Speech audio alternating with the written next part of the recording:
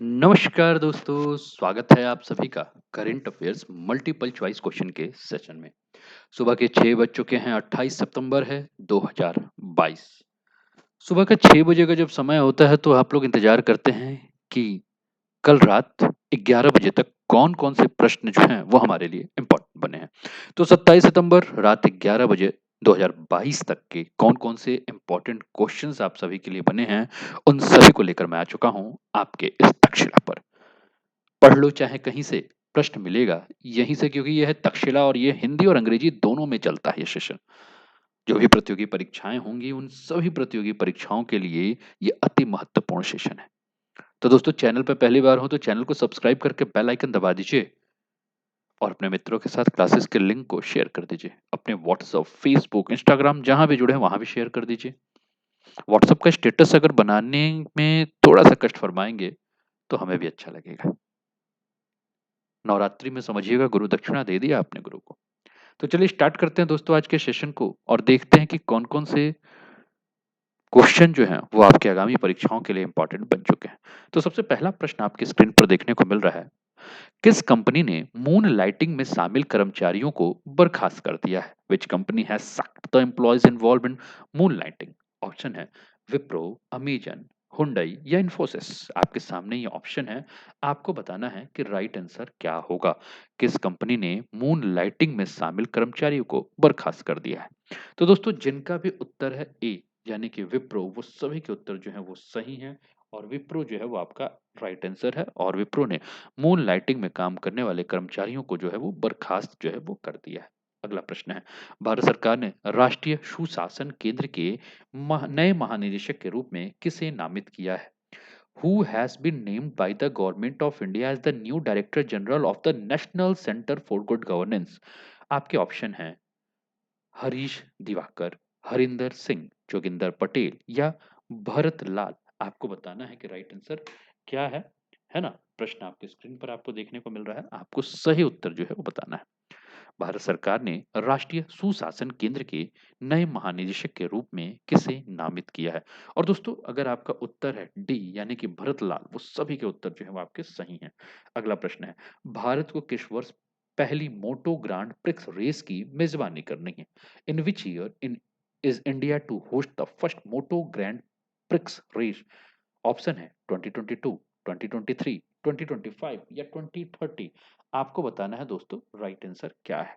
और जिन्होंने कहा बी यानी कि 2023, वो सभी के उत्तर जो है वो सही है। भारत को वर्ष 2023 में पहली मोटो ग्रांड प्रिक्स रेस की मेजबानी करनी है। अगला प्रश्न है, खेल महाकुंभ किस राज्य में प्रारंभ होगा? 2 अक्टूबर से होने वाला है ये। इन विच स्टेट विल द खेल Mahakumbh start from October 2? Option है आपके सामने उत्तराखंड, बिहार, उड़ीसा या पंजाब। आपको बताना है कि राइट आंसर क्या है। किस राज्य में ये जो है वो खेल महाकुंभ 2 अक्टूबर से शुरू होने वाला है? और दोस्तों, जिनके भी उत्तर ए यानी कि उत्तराखंड होंगे वो सभी के उत्तर जो हैं वो बिल्कुल सही हैं, क्योंकि उत्तराखंड जो है वो 2 अक्टूबर से शुरू होने वाला है खेल का महाकुंभ। अगला प्रश्न है, गणित में 2023 के निर्णायक पुरस्कार से किसे सम्मानित किया गया है? Who has been honored with the 2023 Breakthrough Prize in the Mathematics? Breakthrough के नाम से ही आप इसको जानिएगा, है ना?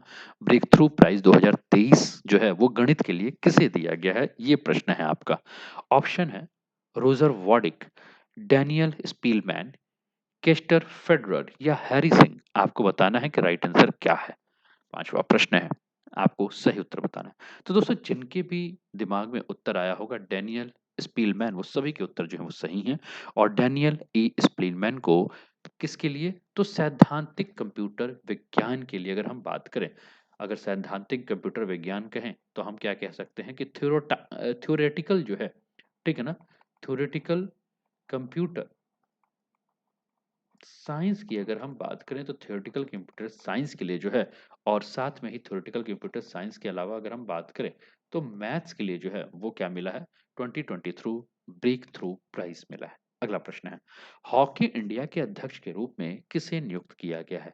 Who was appointed as the president of hockey India? Option है नेहा सिंह, मंजीत कटारिया, दिलीप टर्की या अभिषेक नैनी। आपको बताना है दोस्त कि राइट आंसर क्या होगा। हॉकी इंडिया के लिए किसे जो है वो अध्यक्ष नियुक्त किया गया है। और दोस्तों जिन्होंने भी कहा या जिनके दिमाग में सी यानी कि दिलीप तिर्की होगा वो सभी के उत्तर जो है वो बिल्कुल सही हैं। तो 2023 के लिए हॉकी इंडिया के अध्यक्ष के रूप में दिलीप तिर्की को जो है वो नियुक्त किया गया है। अगला प्रश्न है, स्वच्छ टायकॉथन प्रतियोगिता किस केंद्रीय मंत्रालय के द्वारा शुरू किया गया है? Swachh Toycathon competition has been started by which union ministry? Option है आपके सामने, गृह मंत्रालय, आवास एवं शहरी विभाग के मंत्रालय, संस्कृति मंत्रालय या शिक्षा मंत्रालय। तो दोस्तों जिन्होंने भी कहा बी यानी कि आवास एवं शहरी मामले के मंत्रालय, उस सभी के उत्तर जो है सही हैं। और आवास एवं शहरी कार्य मंत्रालय ने भारत को खिलौना हब बनाने के उद्देश्य से जो है वो स्वच्छ भारत मिशन शहरी 2.0 के तहत एक स्वच्छ टाइकोन करके एक प्रतियोगिता की शुरुआत की है, और जिसके तहत प्रतिभागियों को सूखे कचड़े अपशिष्ट से खिलौने तैयार करने होंगे। आईआईटी गांधीनगर का सेंटर फॉर क्रिएटिव लर्निंग इस प्रतियोगिता का नॉलेज पार्टनर है, जो प्रतियोगिता में भाग लेने वाले प्रतिभागियों को मदद करेगा, है ना। अगला प्रश्न है, हाल ही में किस भारतीय महिला क्रिकेटर ने अंतर्राष्ट्रीय क्रिकेट से संन्यास ले लिया है? Which Indian women cricketer has recently retired for international cricket? Deepti Sharma, Poonam Yadav, Mithali Raj या झूलन गोस्वामी। आपको बताना है दोस्तों कि राइट आंसर क्या है। और आपका समय शुरू हो चुका है। आपको सही उत्तर बताना है। हाल ही में किस भारतीय महिला क्रिकेटर ने अंतर्राष्ट्रीय क्रिकेट से जो है वो संन्यास ले लिया है? सीधा-सा प्रश्न है आप लोगों के लिए, और सीधा-सा उत्तर जो है वो आपके दिमाग में होगा, है ना? तो सीधे से प्रश्न का सीधा-सा उत्तर दीजिए।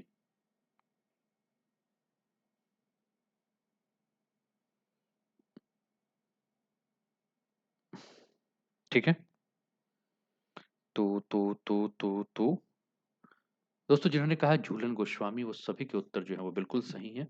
और भारतीय महिला क्रिकेटर झूलन गोस्वामी ने अंतर्राष्ट्रीय क्रिकेटर से संन्यास ले लिया है क्रिकेट से, और उनका जन्म 1982 में पश्चिम बंगाल में हुआ था। वो दाएं दाएं हाथ के मध्यम तेज गेंदबाज और दाएं हाथ के बल्लेबाज थे। उन्होंने 204 एक दिवसीय मैच खेले हैं और जिनमें उन्होंने 255 विकेट लिए हैं। उन्हें 2010 में अर्जुन पुरस्कार और 2012 में जो है वो पद्मश्री से नवाजा गया था। अगला प्रश्न है, किस देश ने चंद्रमा के निकट दुर्लभ लूनर क्रिस्टल और परमाणु ऊर्जा के स्रोत की खोज की है? Which country has discovered a rare lunar crystal and nuclear power sources near moon? और आपका ऑप्शन है चीन, जर्मनी, भारत या यूएसए, है ना। आपको बताना है राइट आंसर क्या है। तो दोस्तों जिन्होंने भी दिमाग लगाया है और कहा है चीन, वो सभी के उत्तर जो है वो बिल्कुल सही हैं। और चीन में शोधकर्ताओं ने चंद्रमा के निकट ज्वालामुखी के मलबे के बीच में एक नए प्रकार के क्रिस्टल की खोज की है। साथ ही एक संभावित ईंधन स्रोत की खोज की है जो पृथ्वी पर स्वच्छ और कुशल ऊर्जा के उत्पादन में क्रांति लाने में मदद कर सकता है। चीनी समाचार पत्र ग्लोबल टाइम्स के अनुसार एक छोटे पारदर्शी क्रिस्टल का नाम जो है वो क्या है? चेंज साइट, जो एक अरब से अधिक पुराना है और ये मानव के बाल जितना चौड़ा हमें देखने को मिलता है। Which is more than a billion year old and it is a wide as a human hair. अगला प्रश्न है, हाल ही में किस देश ने किगाली संशोधन की पुष्टि करने के लिए मतदान किया? Which country recently voted to ratify the Kigali amendment? Option है इंडिया, यूएसए, यूके या रशिया। आपको बताना है कि राइट आंसर क्या है। ए, बी, सी या डी। और आज का अंतिम प्रश्न है आपके स्क्रीन पर।